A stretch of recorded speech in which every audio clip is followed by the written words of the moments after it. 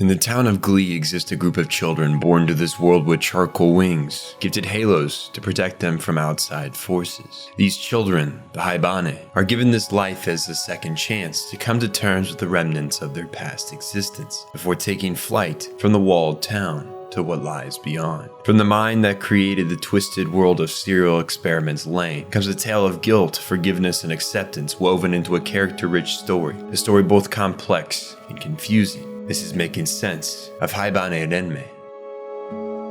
In an unknown time, life as we know it came to be, and not too long after came this small town we know very little about. Glee was created for the Haibane, to allow the children who would be given wings a place to grow after being derived that chance in their past life. Walls were raised in this land by an unknown force to protect the Haibane from the cruelty of what lies outside. Many born to the identity as a Haibane have already suffered enough betrayal and distrust in the world. It's best if they don't have to face another hedgehog dilemma. And so the townsfolk within would be kind and compassionate. These people would be allowed to leave these walls if they so please, but upon departing, they were to never return. Glee was made for the Haibane to be nurtured. They must do their best to keep as much pain and displeasure away, for the Haibane bring enough upon their birth. In classic Abe style, Glee is crafted as an allegory of the human psyche. The Haibane are born to this world in cocoons, carrying with them dreams that help them understand their desires, regrets, or trauma they've been sent here to work through. Each Haibane born lacks any memories from their past besides this one dream carrying great insight. The dream represents each Haibane's id, their natural instincts and desires they must learn to control, while they themselves are the ego, still carrying their personalities and rationale they must use to overcome their past, which is morally outlined by the superego, or within this world, the entity known as the Haibane Renmei, the ominous being that lays down the laws for these creatures, giving the children rules, structure, and purpose while they live in Glee. It's unclear whether the Renmei is a physical entity or not, as his morals are upheld by the group known as the Toga, quiet congregation whose purpose is to assist the Haibane on their journey of self-discovery and healing. The Toga use sign language to communicate, only the one known as the speaker allowed to talk verbally. The Toga are the only ones allowed to come and go from the walled town as they please, collecting resources and knowledge for Glee to prosper. These Toga, while initially clouded in mystery, have a tragic secret to their identity, one which it is much too early to reveal. With the Renmei as the acting superego, the Haibane's past lives their id, and they themselves the ego. The cards are set for the children to grow into the person they were meant to become in their past life. But while most carry with them some type of childish desire to tame, like sloth, envy, greed, and gluttony, some carry grave sin in their hearts. The Haibane are born with wings of charcoal in color, yet sometimes there are those born and bestowed wings of jet black, a mark of what many consider the gravest sin of all, the rejection of your own life. The black-winged Haibane have a title for their type, the Sinbound, a metaphor for the pain they've faced and caused in their past life through the act of suicide. By ending their own life, the Sinbound have caused pain for the ones who loved them, their parents, relatives, brothers, sisters, friends. The suffering left behind by taking this route affects more lives than many would think. Those tempted to commit such an act tend to believe they are alone, that no one truly cares what happens to them, that they're better off disappearing altogether. But that mindset is a delusion created by depression and anxiety. There are always people who will feel pain and suffering by your decision to end your own life. And therefore, not only have you chosen to give up on the gift of life, but you've chosen to hurt the ones who love and care for you. Thus, these sin-bound Haibane face the hardest of paths to salvation in the town of Glee. For they not only must grow and mature like the others, but they must learn to break free of their depression, must call out for a helping hand they refused in another life, and carry the burden of what they've done, never forgetting the weight of guilt from their act of self-harm. And one of such a fate is born to Glee, a rather rare occurrence. The Haibane known as Reki is born with pitch black wings, found by a young girl named Nemu, alongside her senior, Kudamori. Haibane live by a very strict code, set out by the Renmei in order to control the 7 sins, or in better terms, desires that are in each intelligent life form. Greed is smothered by the order to ban Haibane from possession of money, In place, they use pages of a notebook that contains notes of their work used to pay for items. Pride is smothered by the order to only allow Haibane to possess second-hand items. Sloth is countered by the order for all Haibane to work or hold a duty of some kind. Gluttony is nulled by the sharing of food supply with all members of the Haibane home. The desires such as wrath, lust, and envy are harder to create rules around, and so the Toga do their best to provide guidance to the Haibane, struggling with their reliance on these wants. But the ones who naturally need the most assistance are those who are sin-bound. While the Toga can provide Haibane with words of wisdom, they cannot by any means solve their problems for them. That would defeat the entire purpose of Haibane to begin with, to allow these children who died early a chance for growth. In the case of Reki,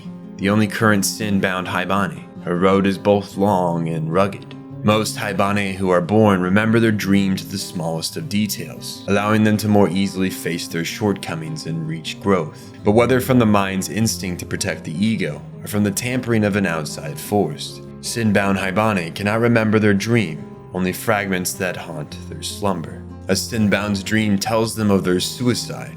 In Reki's case, she dreams of a pitch-black road. Upon further inspection, this road reveals itself to be tracks of a railroad. Reki, in her despair, lies down on the cold iron, believing herself to be entirely alone in life, not loved by anyone, betrayed by those she comes close with. She waits for the barreling train to end her suffering. Reki's mindset, which is what she's faced with overcoming as a Haibane, comes with her to this new world. Here she's faced with the fact her wings are different from the others, something that causes discord in her relationships. But her senior Kuramori is more than accommodating. She does all she can to make Reki's life here better, even going so far as to speak with the communicator for the Renmei, who tells her of a root within the forest that can dye Reki's wings charcoal and allow her to assimilate better with the rest of the Haibane. And while she is successful in obtaining this medicine, its product is only a mask for the problem within. Reki may have wings colored of charcoal, but beneath the pain and distrust still lurks. Nemu and Reki spark a friendship while they take care of Kuramori, who caught a sickness on her journey for the feathered dye. But not long after, their mentor leaves them and takes flight. Another person has left Reki behind, and once again she repeats the same mistakes of her past life, feeling betrayed and drawing herself in. The day of flight. Something all Haibane strive for.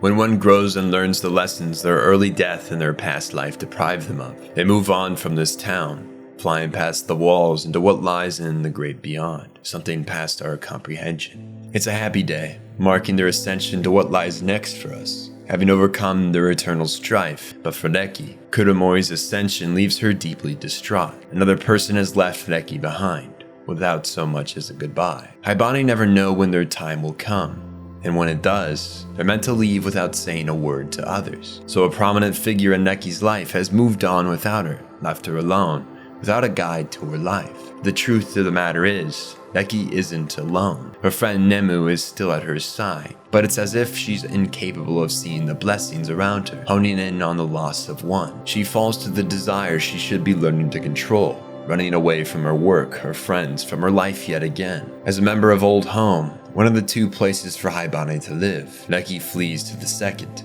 the old factory, where she's discovered by two of the residents, hearing her cries of sorrow. Midori and Hyoko take in Reki, trying to cheer her up, but it seems whatever they do falls on deaf ears. Reki never learns to process her grief, still craving to see her mentor yet again, and so Hyoko takes drastic measures. He concocts a plan to scale the walls and run away with Reki to find Kuramori. Mounting his bike, they pedal away from their home, leaving Midori behind as she cries out for them to stay. Touching the walls of Glee is a serious offense. It ignores the laws laid out by the Renmei, laws created to protect them from the outside till they're ready. And sure enough, Hyoko faces the consequences of ignoring the Renmei's warning. The boy falls from the wall, slipping from the ladder he used to get this far. Reki is left in shock looking over the scene. Blood streams and the crevices rain runs through, the ground slowly caked in a crimson. Her actions have yet again hurt those around her because of her desire to escape, to flee the perfectly good life she had here in Glee. The boy who loved her did something rash, nearly dying.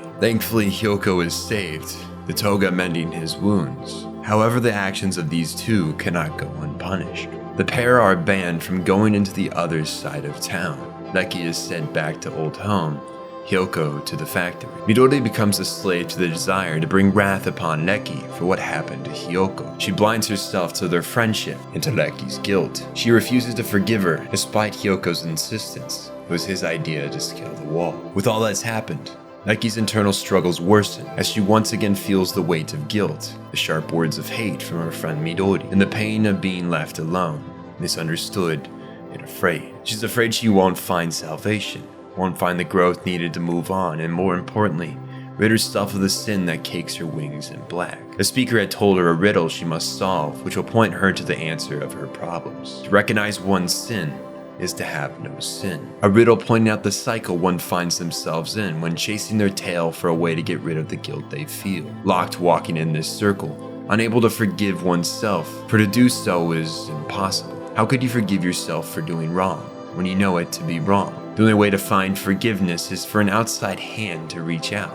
and pull you from the darkness into the light, to see you for the best you, even in light of what you've done. Reki is trapped in darkness, in shame, guilt, and sorrow, and she will be trapped there until she seeks help from others, becomes vulnerable, and shares her sins with someone, allowing them to stand by her side and guide her from the circle she's trapped within. Reki will always feel alone if she continues to hide her true self under a fake smile, and thus Reki continues to be bound by sin, picking up smoking as a way to ease the internal tension and keep her mind off the deepening waters as time marches on, and she becomes no closer to a solution. Reki's desires become more desperate. She would do anything and everything to reach the day of flight before it's too late. She'd even become something she's not if it means obtaining salvation. And so when Reki stumbles upon a fresh cocoon, containing a new Haibane waiting to be born, she vows to ditch this self-centered personality and become something resembling her idol, Kuramori. She'll be the good senior she always wanted to be, and give the Haibane known as Rakka a shoulder to lean on.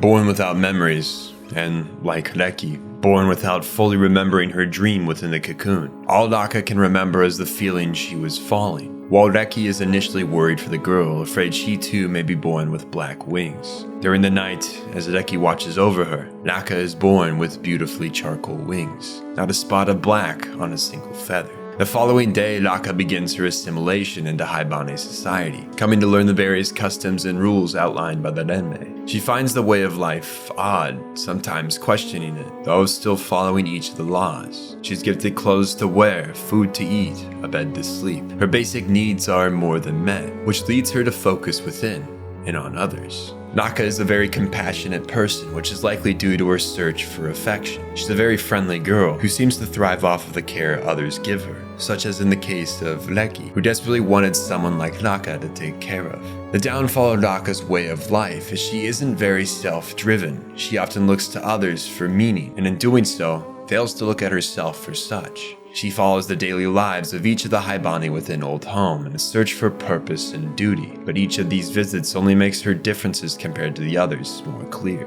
With Hikari, she visits the Toga temple to return the mold used to create halos for the newly born Haibane. She then visits the bakery Hikari works at, where we find out she had used the mold to also create donut-shaped bread, a sign of Hikari's desire of gluttony that causes her to ignore the rules outlined by the Renmei. Hikari's chance for growth here in Glee is to learn to control this desire. With Kana, Rakka works in the clock shop, learning of Kana's very forward and outgoing nature. She's a ball of energy and kind to her core, but tends to be blinded by her go-getting attitude, putting herself before others, not someone to stray off her path to assist another. Her need to grow can be seen in how she treats the crows as pests, while Rakka thinks of them as kind animals. Kana is quick to dismiss Rakka's thoughts of ways to separate their waste for things the crows might like to eat, as a waste of time and effort. These birds carry great meaning in the world of the Haibane, the only animal allowed to cross the walls and return as well, often seen as carriers of memories from things they lost in their past lives. Kana fails to see the beauty in such a creature. With the Haibane Nemu, one of the oldest still amongst them, Rakka learns the beauty on the other side of compassion, while normally only on the receiving end. Nemu shows Rakka how wonderful sharing love with others can be, working late on a present for one of the pregnant librarians. A very intimate gift from a shared memory between the two. Rakka helps her create the book, and it's through this hard work we can tell Nemu has already overcome what was her innate desire. From the irony of her name, which means to sleep, her biggest desire was sloth. While many labeled her as lethargic, Renmei has shown she works the most of anyone out of the simple desire to help others. From this, we would assume she's ready to move on, but it seems something is holding her back, something that keeps her here, quite possibly the worry for a friend. Renmei's day of flight is not upon us just yet, though there is another whose is. The youngest of the older feathers, Ku, came to Glee with a heavy sense of envy. She longed to be like her other Haibane friends, imitating them, hoping in doing so she'd find some sense of belonging. But it wasn't until Rakka came along that she realized she always belonged, not as an imitation of someone else, but as herself, young, short, and full of life. Ku was meant to be Ku, and upon realizing that, she had grown and matured to the person she was meant to be, so her time comes. Her halo begins to lose its glow, and the girl becomes sentimental of her life in Glee. She wishes goodbye to the people and places that have helped her along her journey of self-discovery, before disappearing without a word to the others. When Haibane's time comes, they depart into the western woods near Old Home. A glow reaching the heavens can be seen marking their departure, and left behind is the lightless ring, scattered feathers surrounding the perimeter. Ku's departure is welcomed by most of the Haibane. It's bittersweet. Though they may have to say goodbye, there will come a time for reunion when they too fly to the beyond. But Rakka does not see things that way. What she sees is the loss of a friend, abandoning the hope and the idea they'll meet again. Rakka finds herself in an all too similar mindset to Reki, who looks up to the dark sky and laments. みんな、私を置いてっちゃうんだな。 Feelings of rejection can blossom in places they don't belong. A poorly defined sense of self creates inescapable holes, unclimbable mountains, and uncrossable rivers along the road of life. Rakka's lack of self-love, lack of purpose, lack of understanding creates a void of depression mixed with existentialism. She's put her sense of meaning onto the shoulders of others, relied on people like Ku to make her feel of importance. And when one of the people showering her with affection disappears, her world crumbles. Without a sense of duty or meaning for herself, she feels a failure, and instead of actively seeking a purpose, she falls to the feelings of anxiety and dread. She's obsessed with the feeling of loneliness and locks herself in a box, telling herself there's no point in trying to escape it. She sees Ku's ascension not as a rebirth, but as a death, an end that makes anything she did meaningless, because they all will leave in the end. Nothing is permanent, including life. And so she arrives at the conclusion that nothing matters. It's all fleeting. That would be ignoring the beauty in the temporary.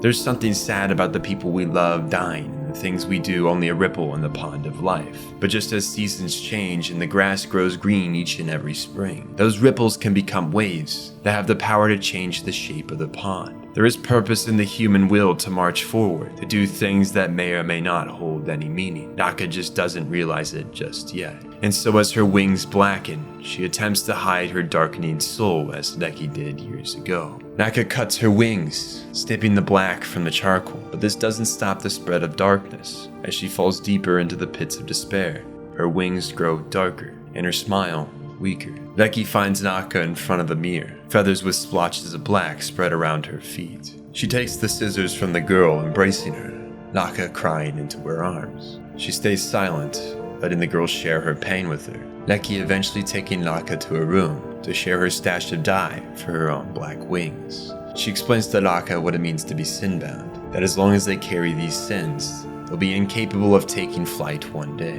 There is some comfort in knowing they share the same fate, bound by grief they don't fully understand, lost in the endless nightmarish dreams they can't seem to remember. It would seem at first Reki has a better hold on her emotions than Rakka, whose suffering is brandished on the surface. But it's important to realize Reki holds the same feelings of worthlessness. She's just gotten better over the years at hiding it. But beneath that smile and poker face is a scared girl who's too prideful to ask for help and burdening her own emotions.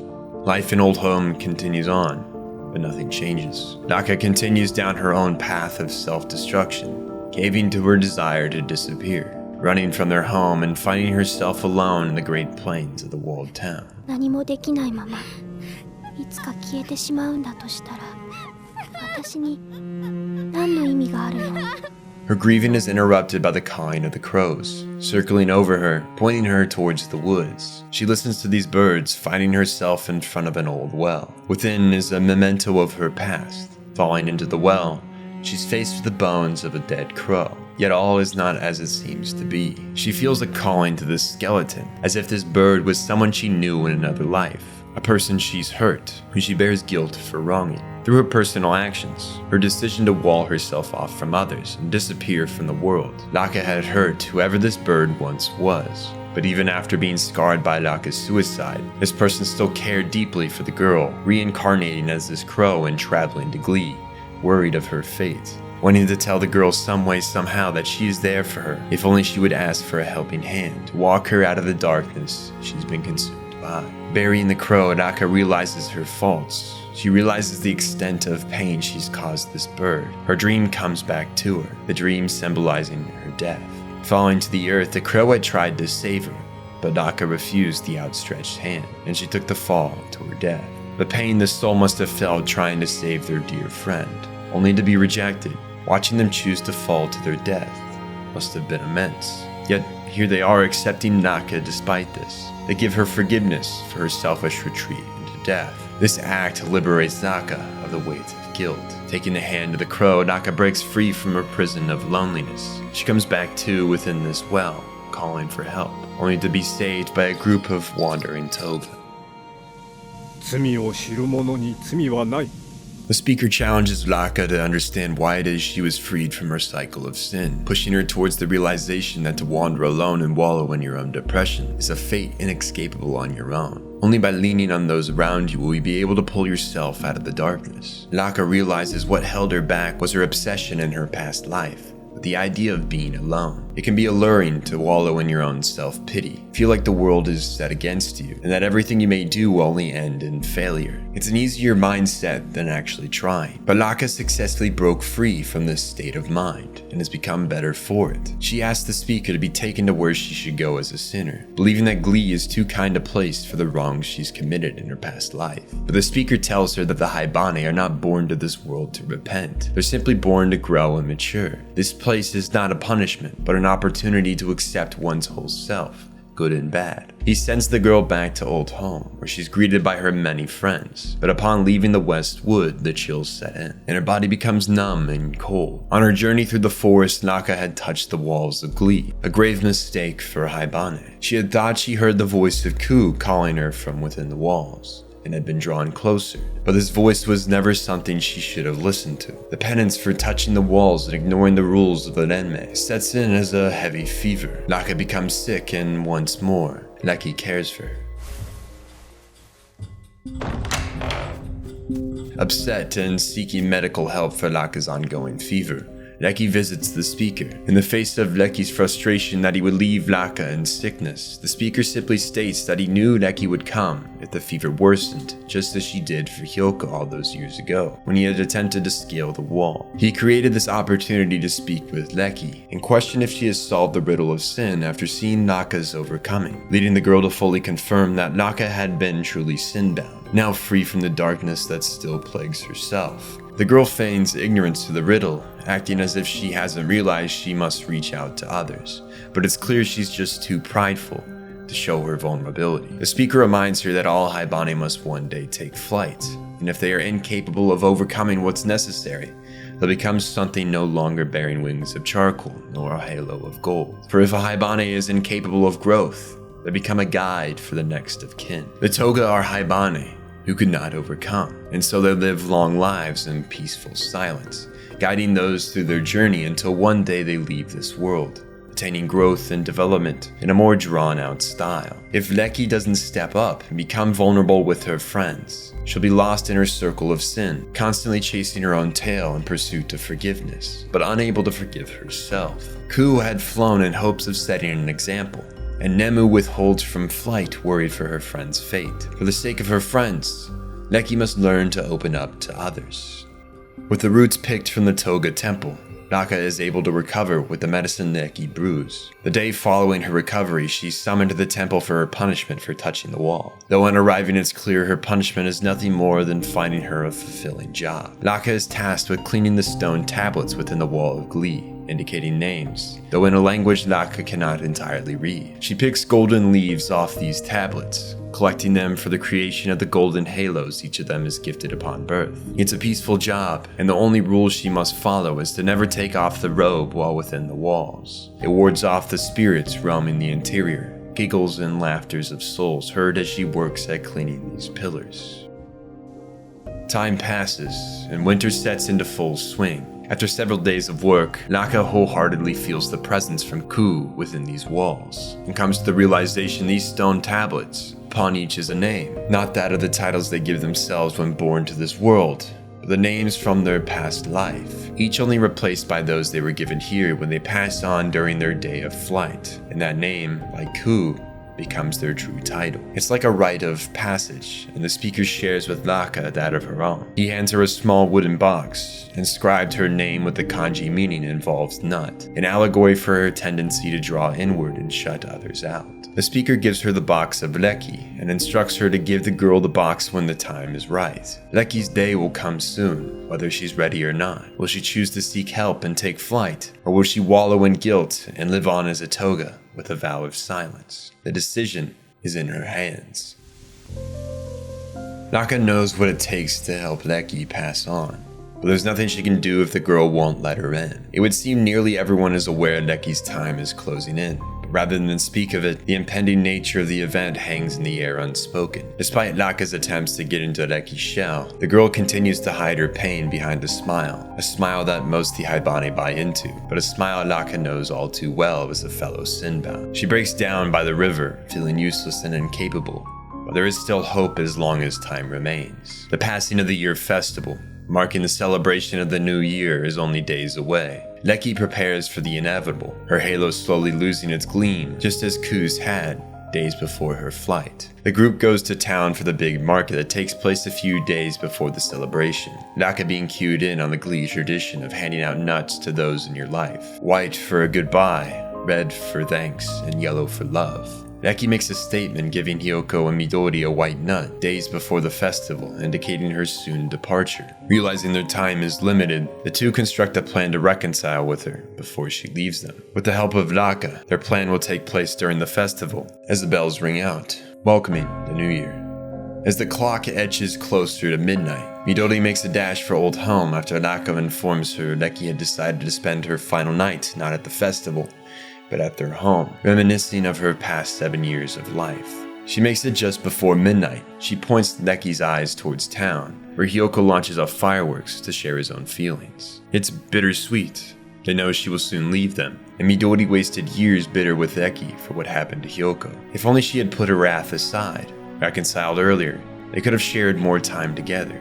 More memories like they did when they were much younger. Alas, no one can stop the march of time. We can't go back and correct our mistakes, our sins. We simply must go on living with them. As the festival reaches its conclusion, the walls glow a faint blue. A choir of voices heard belting a divine melody. The souls of the children who had met an untimely end sing, waiting their time to be reborn as Haibane and learn to grow and mature for their own day of flight. The beauty is not lost on any of the Haibane, even those who have seen this sight many times. They look onwards, till the walls return to their normal state. Midori shares one last goodbye with Reki, before the Haibane all lay down to rest in the main room together. In the midst of the night, Reki rises to go on to their next stage of existence, wishing them all a goodbye as she closes the door.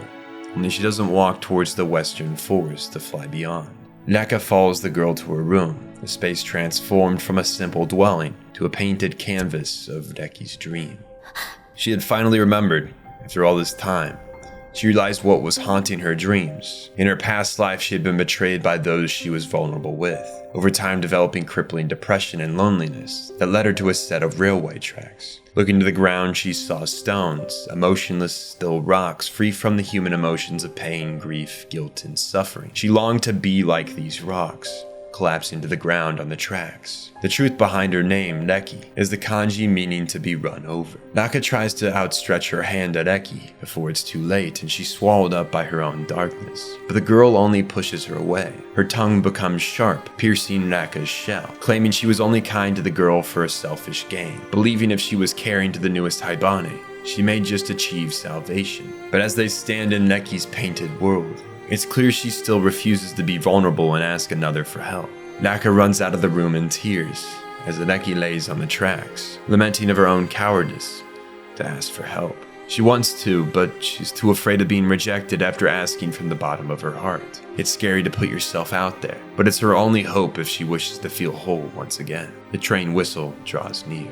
Outside the room, Naka comes to the realization the only one who can pull Reki from her spiral of dread is Naka herself. She's the only one here who could do it, and so she re-enters the room, calling out to her friend, but her cries fall on deaf ears. Reki's focus falls on the train's blinding light, the painted locomotive jumping from its place on the wall. Reki, faced with yet another failure to overcome her inner issues, finally cries for help, a small voice escaping her, calling Naka's name. Her friend is released from her position on the sideline, finally able to intervene and save Reki. As she pulls her out of the train's path, the machine disappears, and the room returns to its normal state. The wooden box, brandishing Reki's name, alters its kanji, now reading the meaning as small stone, a symbol of an old Haibane legend of a path of small stones leading those to achieve salvation on their day of flight. Reki has become one of the pebbles raising the weak upwards as she had done for Naka. While her intentions may have been selfish at the start,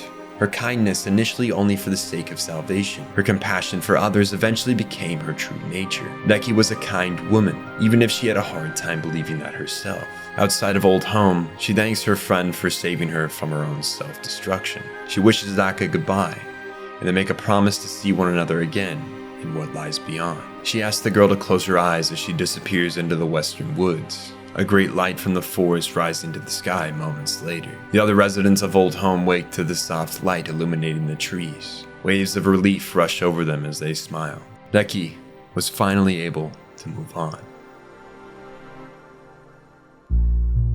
The purpose of a Haibane is to achieve the growth and development they were deprived of attaining in their past life due to an untimely death. These children live together in a community, learn to love and share, work and find purpose. Each comes carrying baggage, though some more than others. But all in the same, those with black wings deserve the same salvation as those with charcoal. There is no need to repent or punish yourself for committed sins. You cannot rid yourself of the burden they will leave on your soul. You must carry that weight for eternity. But there are those that can ease your burden. Loved ones to share your pain with.